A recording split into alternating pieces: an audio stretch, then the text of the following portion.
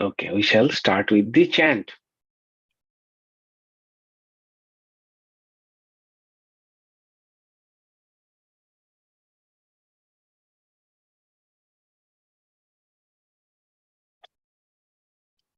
Okay, let's try to chant. Om Apayantu Mamangani Bak Pranash Chakshu Shrotram Atho Balamindriyani Cha Sarvani Sarvam Brahmaupanishadam Maham Brahma Nirakuriyam Ma Brahma Nirakarod Anirakaranam Astu Anirakaranam Mestu Tadatmani Nirate Ya Upanishatsu Dharmaste Mai Santu Te Mai Santu Om Shanti Shanti Shanti.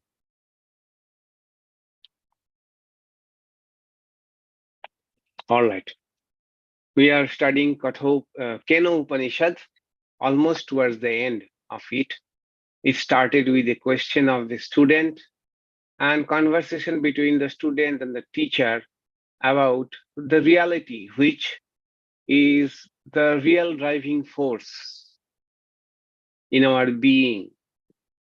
After imparting the teachings, the teacher, the Upanishad, alluded to a story, not alluded, actually told us a story which has deep significance. Not only that the story has deep meanings, allegorical meanings, but also, as we shall see, there are some specific spiritual practices, upasanas, which are related or based on the story, on the analogy of story. To understand the next upasanas, spiritual practices, it will be good to understand what is upasana, what is ādeśo. And we had a discussion on that, what is upasana and what is ādeśo, and the role of it in leading us to the path of wisdom. So what is upasana? Can anyone attempt to answer it? What is upasana? Unmute. Swami? Yes. It's a type of meditation where you're trying to experience the presence of the divine. I think that's the way I would describe it. Right. It's a practice. Right. The practice. Any other? That is different. Definitely one way of defining upasana. Dwelling on a particular thought, only one object, dwelling on one particular thought, one idea. Right. You gave the example of the oil, the flowing of the. Right. Exactly. So that is the definition given by Acharya Shankara, and which has become a benchmark for the definition of upasana. So Acharya Shankara said upasana means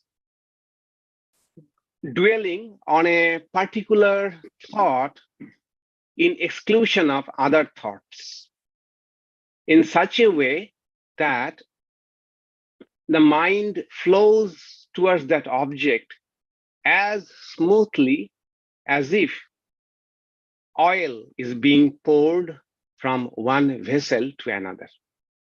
So that is the technical definition of upasana. And roughly that is what even meditation, dhyana means. having one particular thought, particular image, particular symbol, particular idea, or a particular verse, scriptural passage in mind, and thinking deeply until the real meaning, the intended meaning is revealed to us. That is upasana. Okay. Upasana is needed in every types of spiritual practices. It refines our mind, makes our mind ready to have the right kind of intuition that Upanishad is trying to drive home. All that Upanishad is telling, these are indirect knowledge, but how that indirect knowledge can be our own, how those knowledge can be real to us. That is where Upasana comes into question. Upasana will make our mind refined or focused enough so that the truth can reveal. That is Upasana. And what is ādeśo?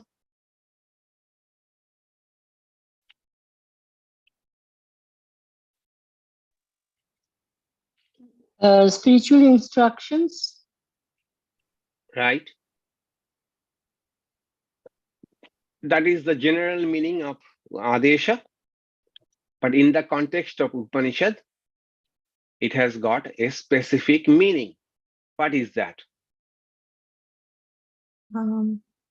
It's also an upasana, but it is an upasana which uses like a story or an analogy. Right. Exactly. Well, ādeśo is also a kind of upasana, a special type of upasana, where we take a part of a story or of an analogy to help us, which helps us to focus our mind on a particular aspect of the divine. Okay, particular aspect of the divine. So take the analogy as our support, as our guide, which is more appealing or easier to focus. And through that analogy, then drive straight at the heart of the spiritual practice. That is ādeśo. So ādeśo is a special type of instruction about meditation. What kind of meditation? A meditation which is based on analogy. Okay. The analogy need not be of a story. For example, those who have read Taittiriya Upanishad, there, interestingly, the Upanishad starts with rules of grammar. Rules of grammar, how to conjoin sentences, how to join words in Sanskrit. Okay. So one may be baffled why a Upanishad is starting with the rules of grammar and technically rules of sandhi. Then ultimately comes the ādeśo, that take the rule of sandhi and meditate on a sublime topic which resembles to some extent with the rules of grammar. Okay. So this analogy need not be only about a story, but anything which is more graspable, more tangible to us than the abstract principles the Upanishad is trying to drive home. Okay, so Upasana and ādeśo, we have understood very well. There's no doubt about that Upasana is very much needed. Swami? Yes. A question. What is the difference between sadhana and upasana? Because is upasana the fourth in sadhana chatushtaya? No. Sadhana means any spiritual practice. Oh. Any kind of spiritual practice aimed at our purification of mind, anything that will lead us to the divine or to our desired goal. Whatever the goal, spiritual goal is, that is sadhana. Okay. And upasana is also a sadhana, but it is totally on meditation. Okay. Okay.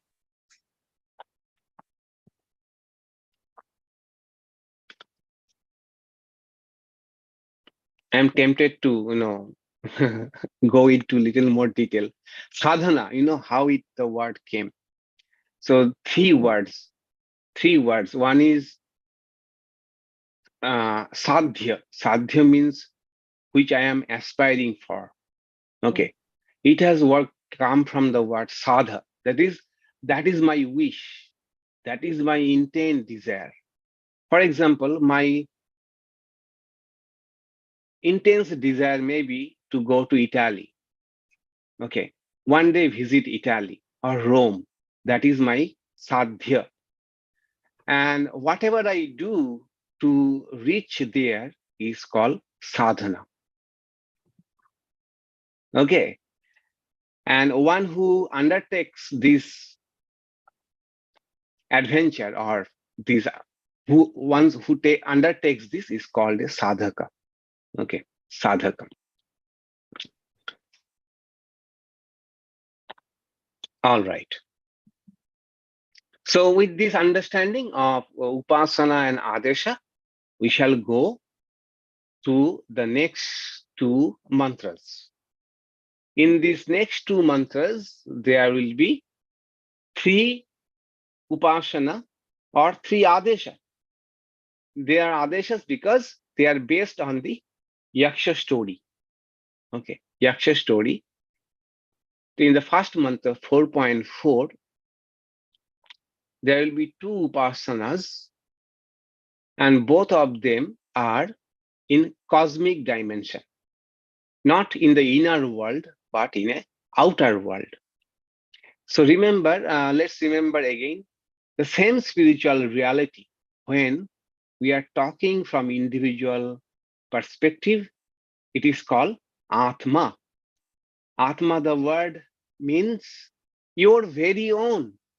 Okay, Atma means your very own. That is the meaning of Atma. And when we are talking about the same reality, but in a broadest perspective, a cosmic dimension, the same entity is called Brahma, which literally means the vast, all-pervasive Brahma. So the next mantra, 4.4, will be two meditation or contemplations which are in this cosmic dimension, in outer world. We may say these are meditation with open eyes. Meditation in open eyes. How Brahma can reveal to us. How Brahma reveals to a seeker. That should be the goal or object of meditation. And the next mantra, 4.5, a meditation in the inner world. How I meditate with my eyes closed. Okay. And these mantras are also very cryptic. It's difficult to really unpack what the practice indeed was, because it is very brief. But with Acharya Shankara's commentary, we get some idea about this mantra. With that idea, and also what I have understood about Upasana and spiritual life, we shall try to understand the next two mantras. Okay. First is mantra 4.5. 4.4.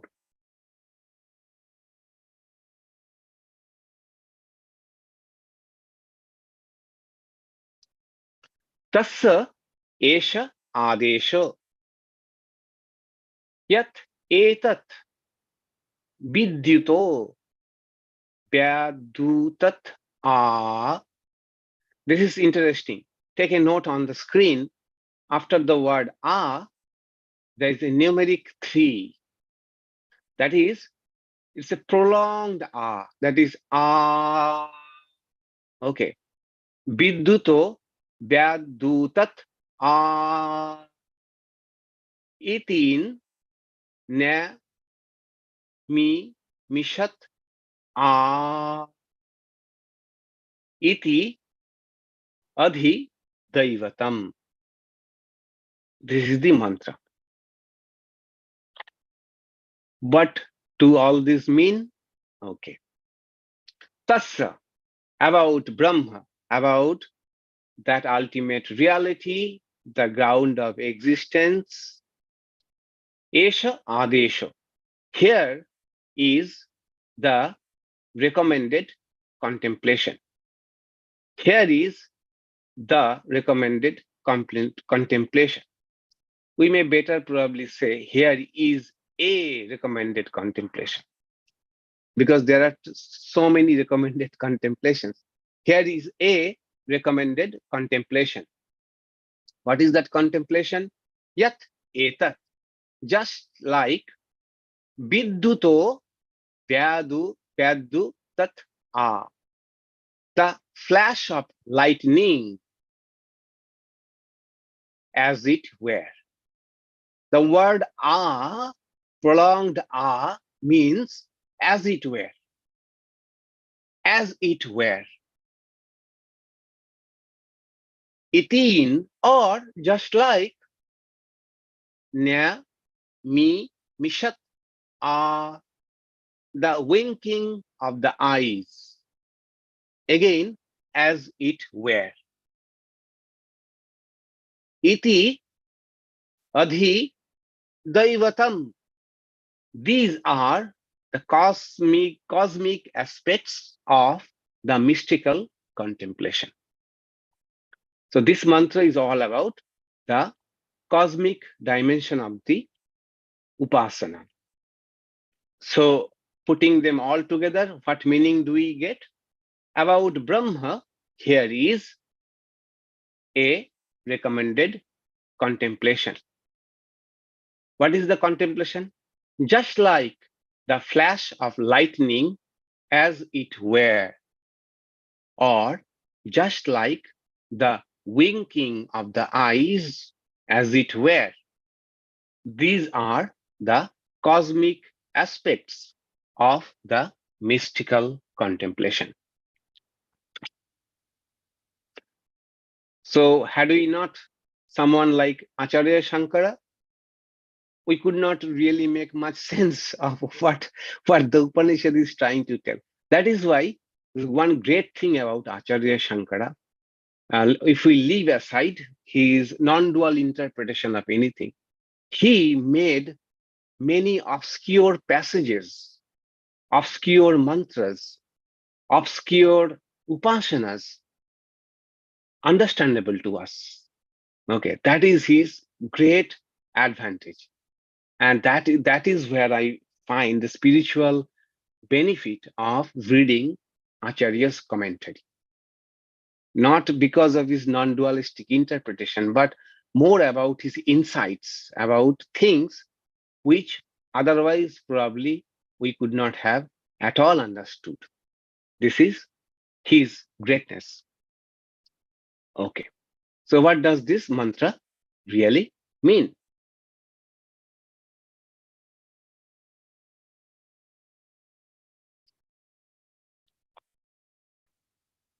So the mantra says, here is the ādeśo, recommended contemplation. So ādeśo means mystical contemplation through analogy. Which analogy? The analogy of Yaksha story, which the Upanishad just completed. Let the story serve as a theme of contemplation. Okay.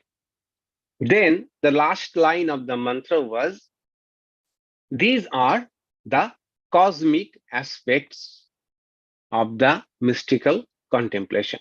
Cosmic means outer world. How should we contemplate on Brahma, the vast, in the outer world?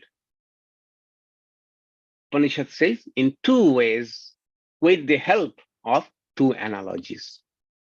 The first analogy is just like the flash of lightning. So if we go back to the story, the yaksha appeared before the gods like a flash of lightning. It was effulgent, and that was the name yaksha, temporary, momentary, and yaksha also disappeared quickly. So what the Upanishad is suggesting us, try to contemplate this way, that Brahma, that reality, flashes in the existence momentarily. For a spiritual seeker,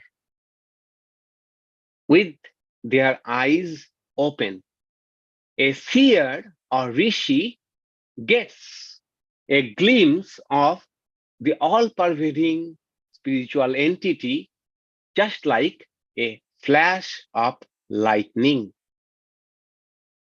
As in a flash of lightning, everything becomes illumined, so also when to this flash of Brahma, everything becomes illumined to the seer, which again transforms their understanding of the world, transform the understanding of the world. They realize the underlying oneness of their entire existence. And this experience happens just like a flash, just like a flash. And you know what? I was thinking how to give an example. And the example also came like a flash to my mind. Just a few minutes ago, I was thinking what example to give. And every time I want to give an example, I first think of Gospel of Sri Ramakrishna. Gospel of Sri Ramakrishna. And that also underscores the profoundness of this book, Gospel of Sri Ramakrishna. If you have observed, those who have been studying with me for the last 5 years, when we read Aparakshanubhuti, almost every day, I had to take example from the Gospel of Sri Ramakrishna to understand an abstract thing. When we studied the Bhakti, Narada Bhakti Sutra, Gospel of Sri Ramakrishna, ādeśo Upanishad, we gave a lot of example from Gospel of Sri Ramakrishna, and here also. So Sri Ramakrishna says, it happened on February 2, 1884. Sri Ramakrishna is talking to a group of devotees, and I am quoting. Sri Ramakrishna says, another day, I had been plucking flowers when it was revealed to me that the flowering plants were so many bouquets. So many bouquets. Then one devotee, Trailokya Sandal, Trailokya said, how beautiful is God's creation. That is, how beautiful it is to look at the bouquet, flowering plants as bouquet, right? So Trailokya got it in this way. What beautiful is God's creation, that these flowering plants, they are just like bouquet. Then Sri Ramakrishna says immediately, oh no, it is not that.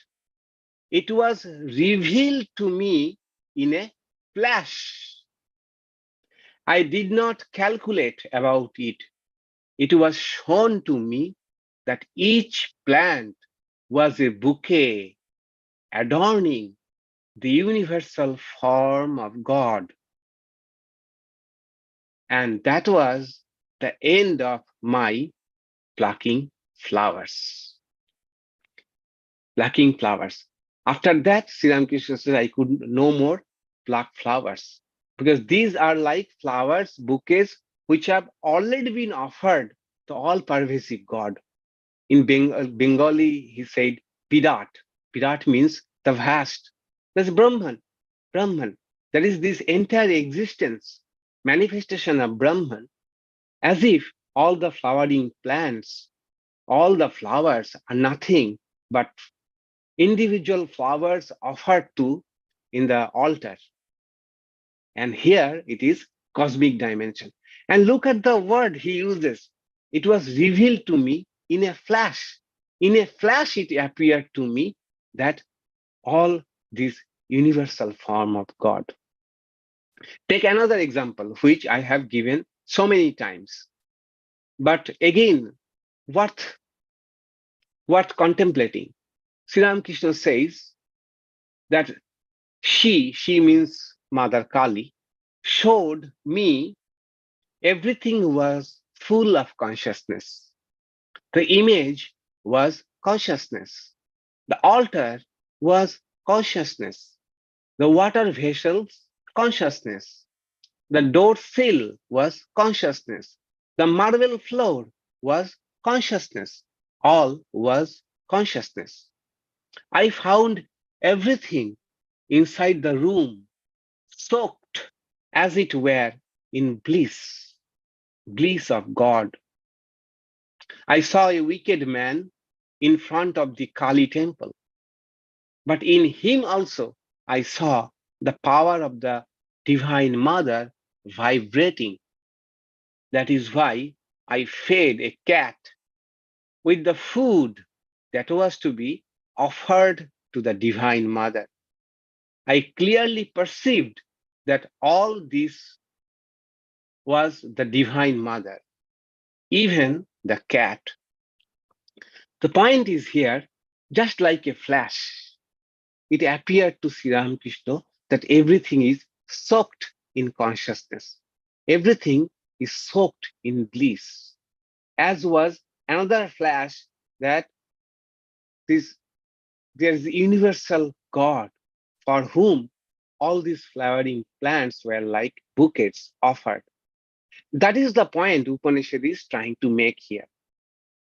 That as the yaksha came like a flash of light, so also Brahma, that all-pervading reality, appears before a seeker just like a flash of light.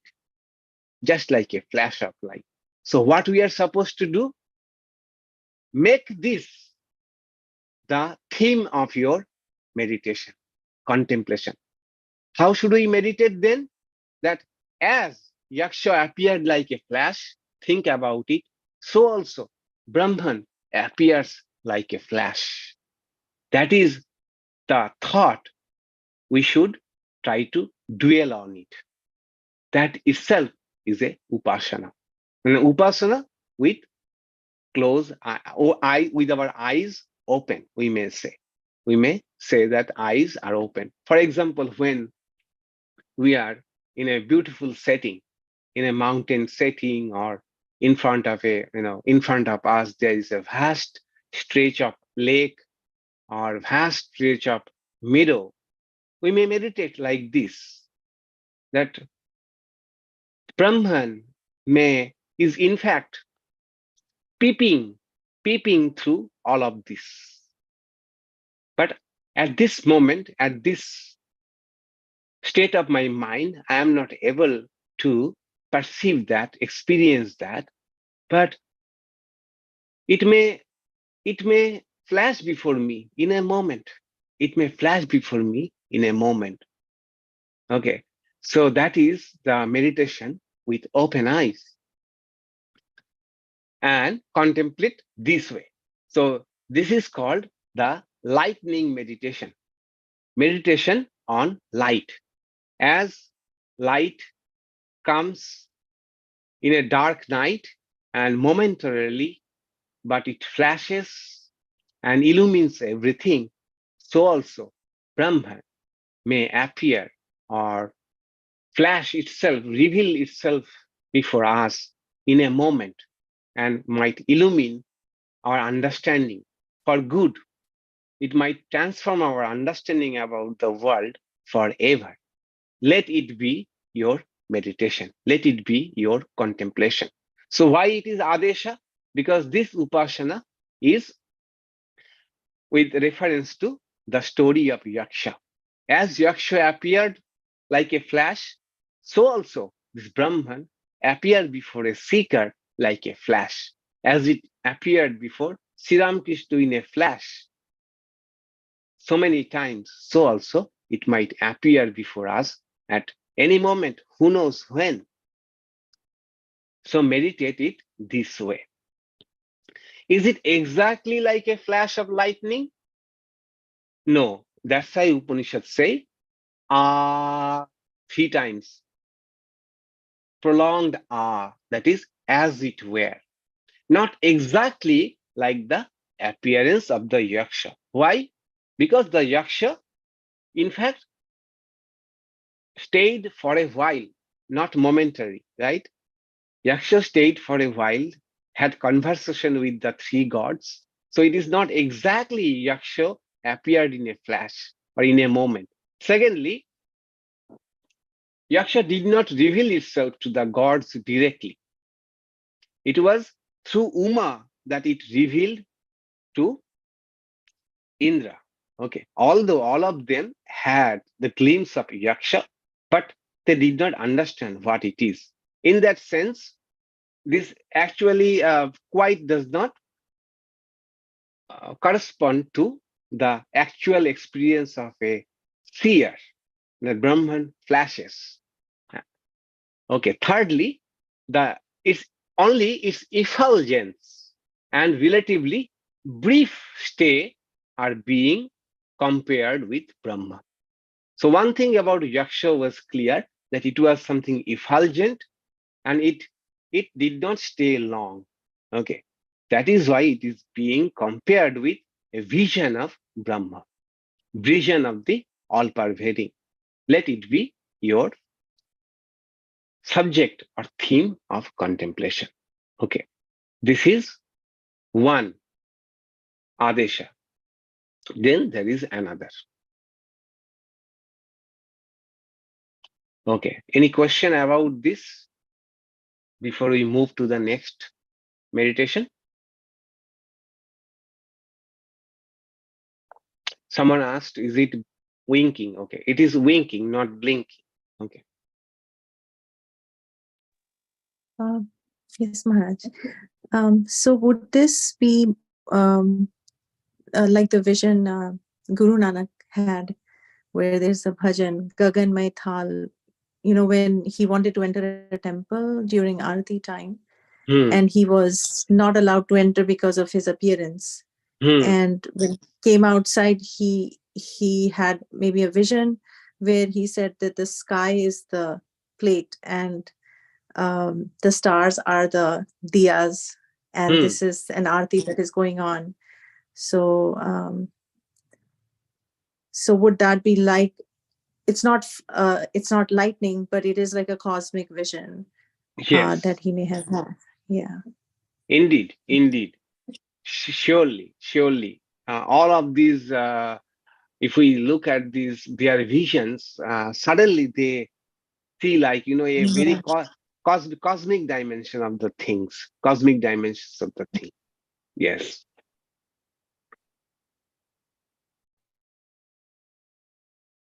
Maharaj, Brahman is infinite and all-pervading. So how does it appear in a limited form? Like, it's like a flash for lightning is a compact, limited form, right? So how is Yes. So here the analogy is only about is effulgence, is illuminating power. Okay, and also to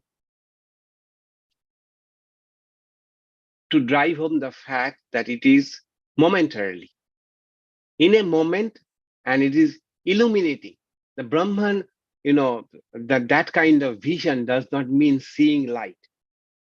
Okay, that everything will be light. No. Here, the Yaksha's effulgence means it will become crystal clear. Suddenly, it will become crystal clear that among all these multiplicity, there's clearly one all-pervading principle, which is behind all of this. Okay. In that sense, effulgence or illumination. Okay. But not in terms of the flashing of flashing of light, no matter how big or vast it is not infinite. Okay. So infinity is not the matter of comparison here, analogy here. Yes. Right, I'm having trouble understanding how to make that meditation, because that flash of lightning is referring to the actual experience of seeing Brahman or experiencing Brahman rather than not seeing. So the meditation is on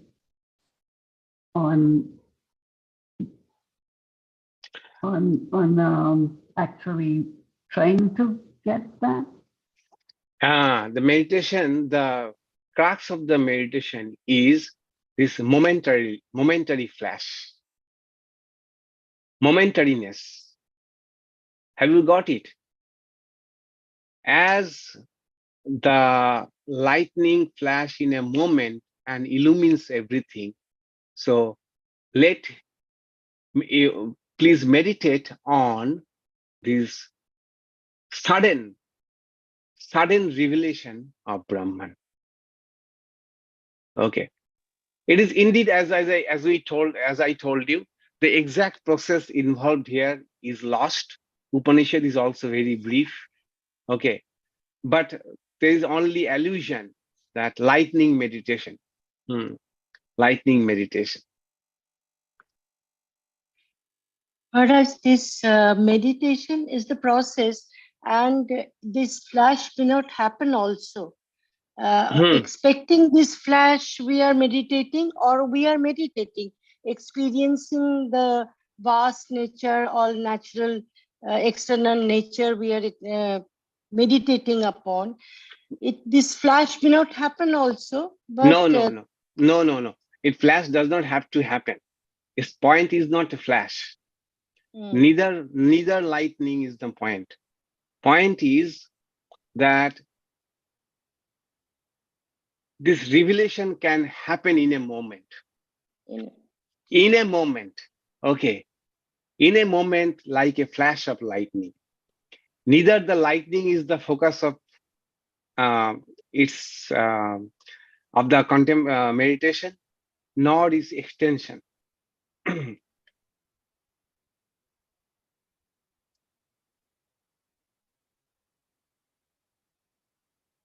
So are we waiting for that momentary revelation to happen, or are we? No. The entire theme of the meditation is this. Theme of the meditation. That Brahman appears like a flash. Just think about it. Okay. It's an external kind of meditation that dwell on this idea that Brahman reveals itself like a flash. You are not waiting to see a flash. Okay, flash is not the light is not the goal, or lightning is not the goal. Okay, but when Brahman will reveal itself, will reveal in its own way. But this ādeśo is we are making our mind receptive for Brahman to reveal. This is one way of making our mind ready. So this sadhana may not directly lead to actual revelation of Brahman. Okay. But this is a stage of purifying our mind or making our mind ready so that Brahman may reveal itself. This is what I have understood from the mantra. Okay. What actually process of the meditation is, what its goal is, we don't know. Accept the fact the goal is to realize, experience, intuitively understand the presence of that reality. Okay, have you got it?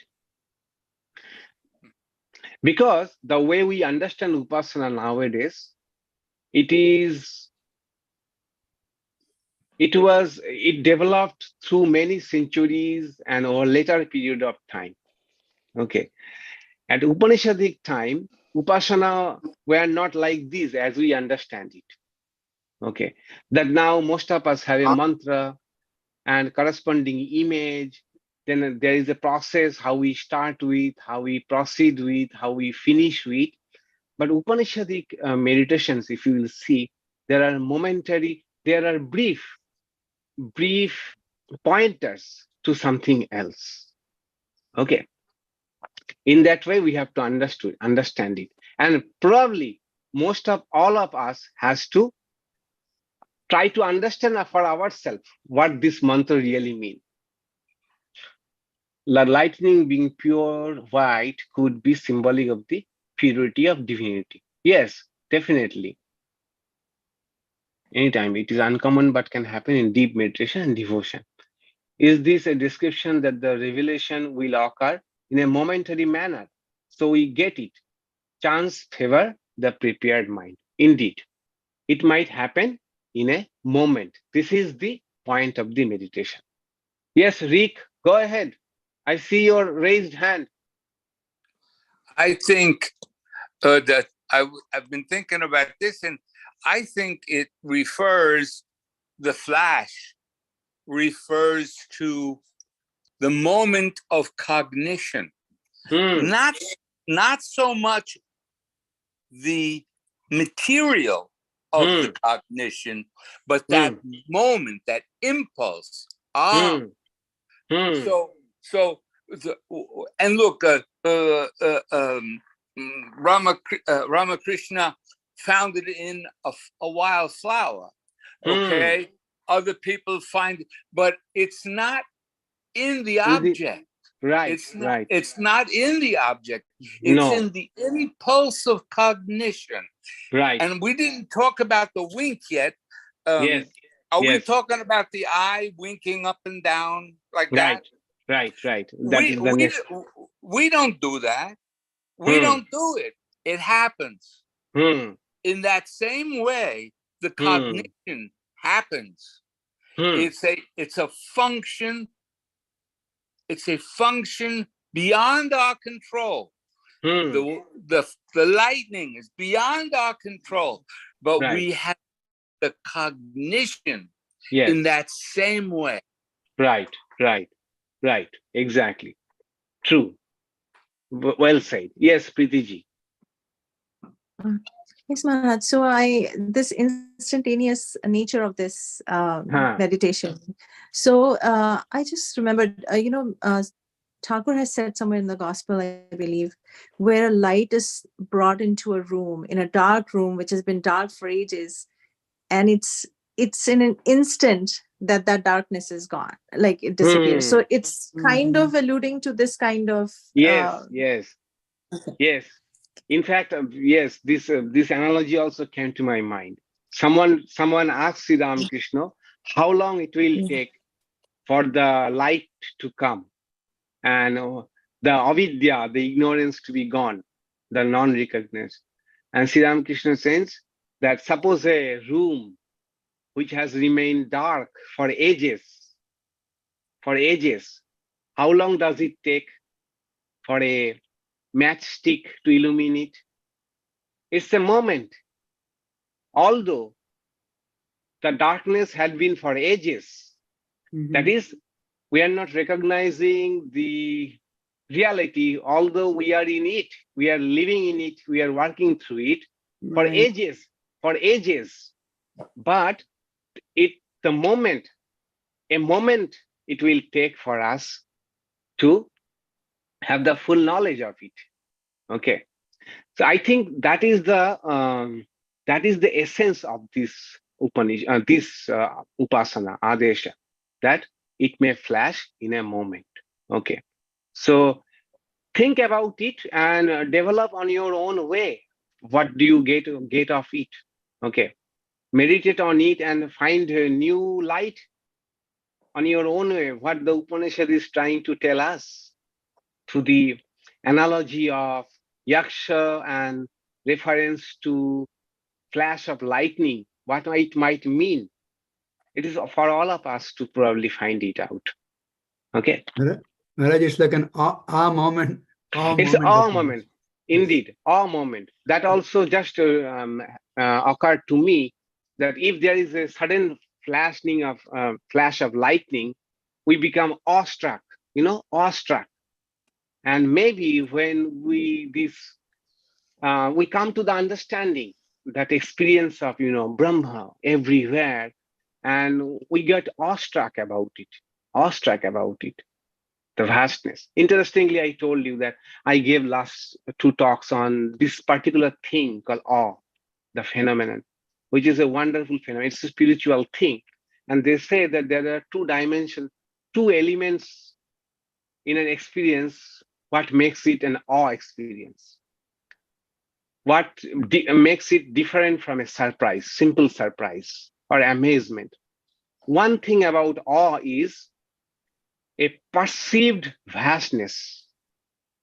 Vast, we feel like we are in the presence of something vast, which is so much bigger than us. And this vastness is not necessarily physical vastness. It is a perceived vastness, okay? The example is, for example, in the presence of a very charismatic person, whom always I have, say, adored, who is my role model, and suddenly I meet that person. For example, they gave the example that suppose you return from your office and you see here is a birthday party. Okay, it is amazement to you. A party, I did not know whose party that they have arranged for a party. It is amazing, surprising. And it will take a while for you to process the information. Okay. In fact, that is the second element. I am coming to it. The second element of awe is vastness. First is vastness. Second is it will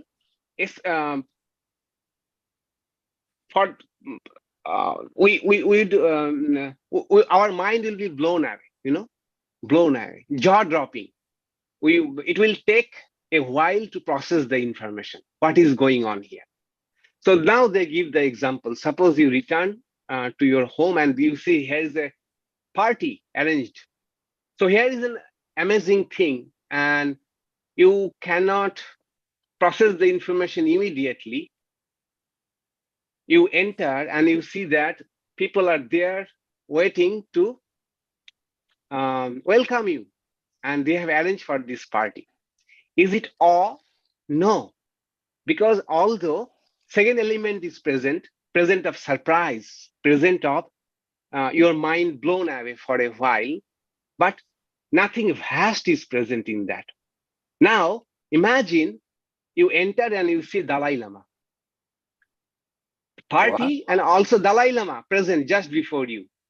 You will feel like a vast something. But Dalai Lama physically is not a vast something, right? It's a perceived immensity. So these 2 things, vast, and I, for quite some time, is actually, frankly speaking, thinking about this. That when Upanishad is always speaking about Brahma, the vast, our natural tendency to think about vast is in physical way, that it will be all pervading and all cosmic. Need not be. For example, go to the teaching. The teacher said, what you are seeking, that who drives you, that is vast. That is, the moment you realize your true self, what is at the core of it, it may be so profound that you feel like you are in the presence of something vast. And the literal meaning of Brahma is vast. It need not be something spacious, a vastness in space, vastness in dimension, vastness in profundity. For example, sometimes we get awe from a very complex theory, physical, complex mathematical theory, or complex or very elegant theory. And when we understand it, we are awe. But here, the theory is not something, physically vast.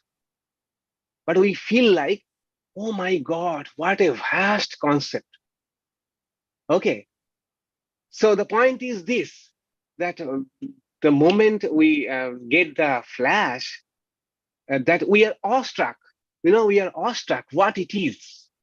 And it takes a while for us to process the information. What did I experience now? And one telltale sign of awe inspiration is a few. One is, guess what? Goosebumps. Goosebumps. And why goosebumps happen, Interestingly, in animal kingdom, goosebumps happen when animal finds themselves in the presence of something which is much bigger to themselves. Okay. And they feel like I am shrunk. I have to show I am not shrunk. I am big. And they feel that when we experience something awe, we feel small in the presence of something so vast that natural response is our hairs stand to their end, which is not in our control, but in the presence of something so vast. And they call it a healthy loss of sense of self, or diminished self, a healthy diminished self effect. I find I have become so small that I have become one with the entire thing. Is not it very interesting? That's why, or if you don't mind, I don't like to advertise my talks, but those are on my website, the audio talks. 2 talks I gave. One is awe, second, awe in our daily life. And you will find that this awe is probably what is we are encountering, probably Upanishad is trying to tell us about these awe experiences. And later on, with our scholastic mind, academic mind, try to interpret these awe moments as the all-pervasive thing, which pervades everything beyond space, beyond time. Probably we are trying to equate the word Brahma with a cosmic something, but Brahma really means profound something. And then the sentences, Mahavakyas like Ayam Atma Brahma, your true self is vast, becomes much more clearer. Ayam Atma Brahma, your own self is vast, profound. Sarvam Kholu Idam Brahma, whatever you see is vast, in the sense of all of them are profound. There are much more than meets the eye. That could be also a sense. Okay. So it is for all of us to, to think what these awe moments are and what this Upanishad is trying to tell us. Okay, we are getting carried away. Let's go to the next meditation. Eureka or aha moment.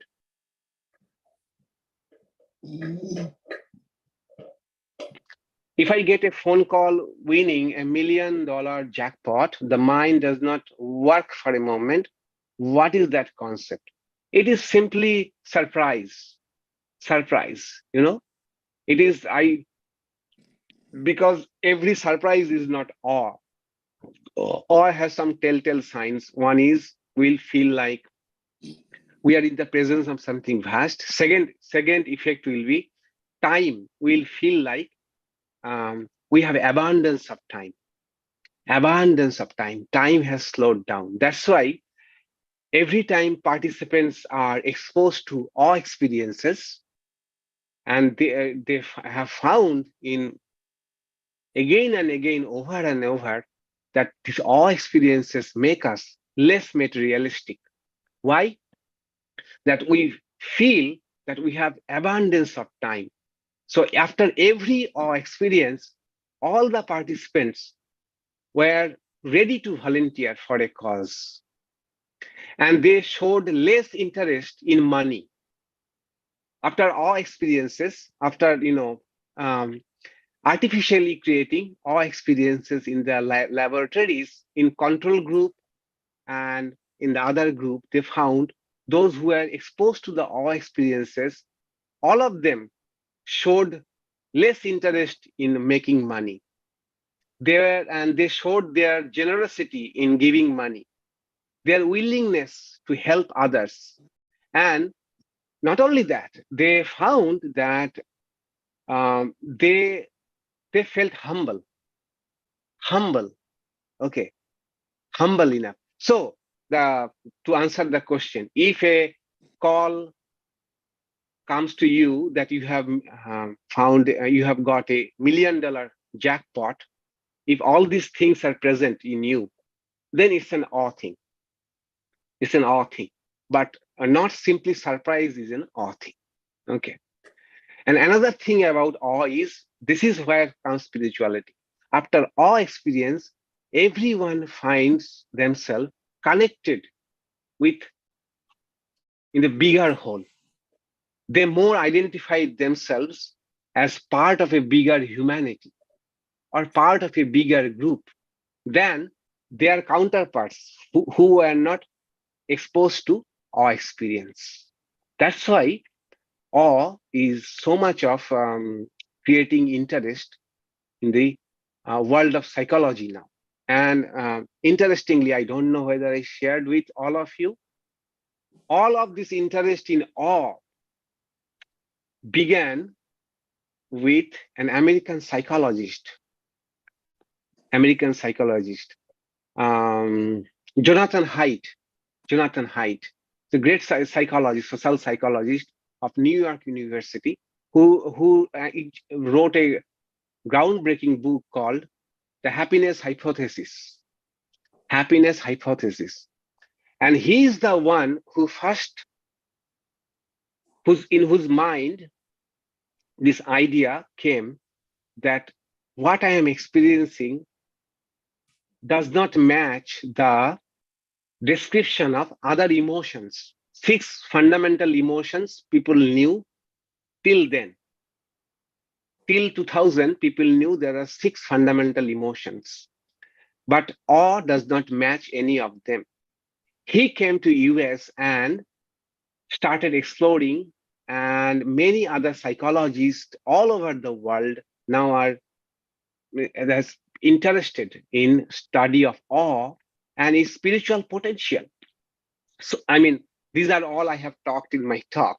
The point I wanted to mention that Jonathan Haidt, in connection of his research for the book Happiness Hypothesis, he visited India.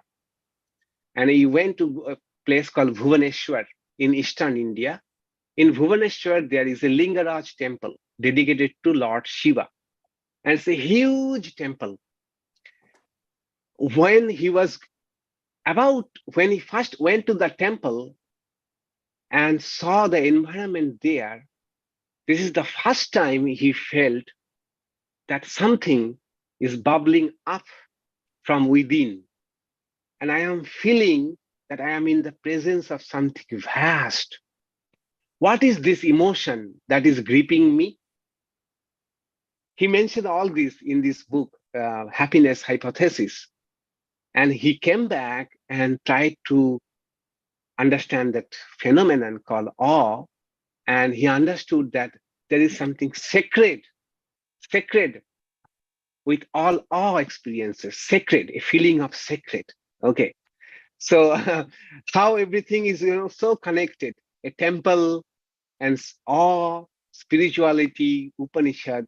So that is to answer the question. A profound sense of gratitude also. It differs from aha moment. In many ways, aha moment won't give you the sense of profundity. Aha is a surprise. Okay, aha is a surprise. Swami, Yes. isn't this what Ramakrishna did for Vivekananda? He just removed all ignorance in a flash. Yes, indeed. And Vivekananda had the awe, but I'm not a very good scholar, but if I recall, it scared him a little bit. Indeed, indeed. Because it was so vast. Totally, totally. He said, "What are you doing to me?" Yeah. You know, he felt so vastness around that he said, "What are you doing to me?" And Sri Ramakrishna says, "All right, all right." All the experiences will come in due course of time. Okay. Indeed, all experiences, all our experiences. I told in my last talk last Sunday that Sri Ramakrishna's first spiritual experience when he was 8 years old, and when he went to ecstasy, it is an awe moment when he saw what he saw: white cranes flying at the backdrop of black clouds, and this, he looked at the intricacy, complexity, and he was awestruck. So also Swami Vivekananda, at the age of 14, he was traveling to central India, Raipur. Then he saw two huge mountains rising, and as if they are embracing each other. And when he looked further, deeper, what did he see? A huge honeycomb from the crest of the mountain to the foot of the mountain. Huge honeycomb. And the idea, the thought gripped Swami Vivekananda that for ages, for centuries, the bees have made this huge, immense honeycomb. This idea that ages have taken to make this huge honeycomb. He lost his sense. He went into ecstasy. When he came back to his sense, he said, "I was far away from that spot." Okay, so why this question came? That profound flash. In a flash, profound things may happen.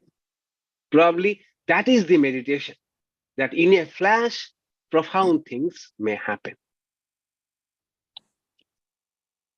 Oh my God, I could not even finish this. Okay, no problem.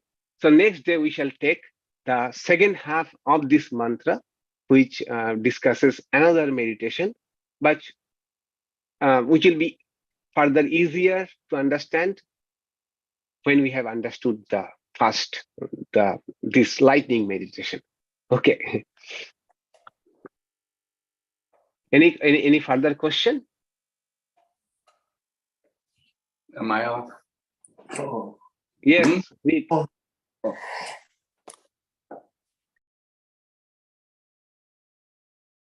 Yes, Rick, go ahead. You wanted to ask something? I'm sorry, but for me, meditation is a technique. Is a technique. You do this. Right.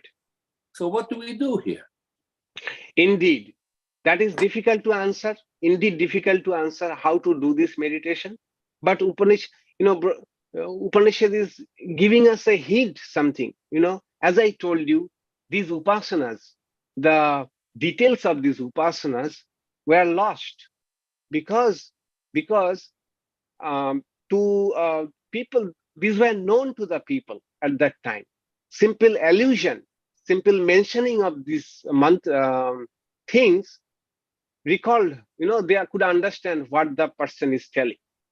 But there was no documentation or step-by-step guide, because it was all taken for granted. People will understand. People will understand. Same way, if you look at Patanjali Yoga Sutras, many things are mentioned in a brief, so that they thought people will understand, because they knew that people now understand these things. Okay, there is no need to mention in details. And this cryptic nature of the Upanishads or sutras indeed makes difficult for us to really reconstruct what they really were. Okay, so this is, if not a meditation, it's a suggestion. Okay, it's a suggestion. So we have to adapt it if we can in our own way. That what the flash of lightning mean, and what the meditation on the analogy of flash of lightning may mean. Okay.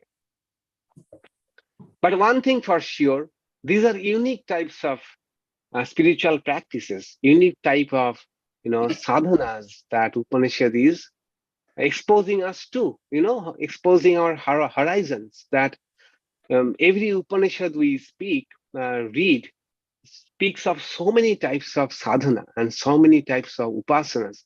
It only proves that those seers, how much time, energy they gave for their inner world. What a great scientist of inner world these people were, that they were not satisfied only one type of sadhana. They were continuously discovering new types of sadhana so that you can choose your one. This is not the only one type of sadhana you can do. Okay, it does not appeal to you, forget about it.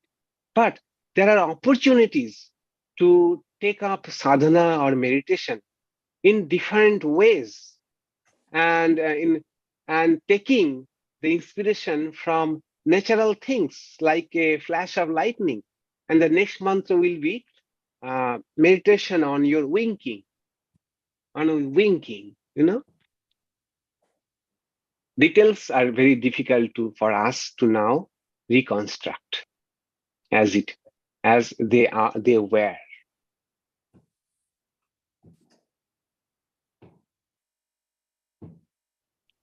All right. So next day we shall take up the remaining part of the mantra and also the next mantra. Okay.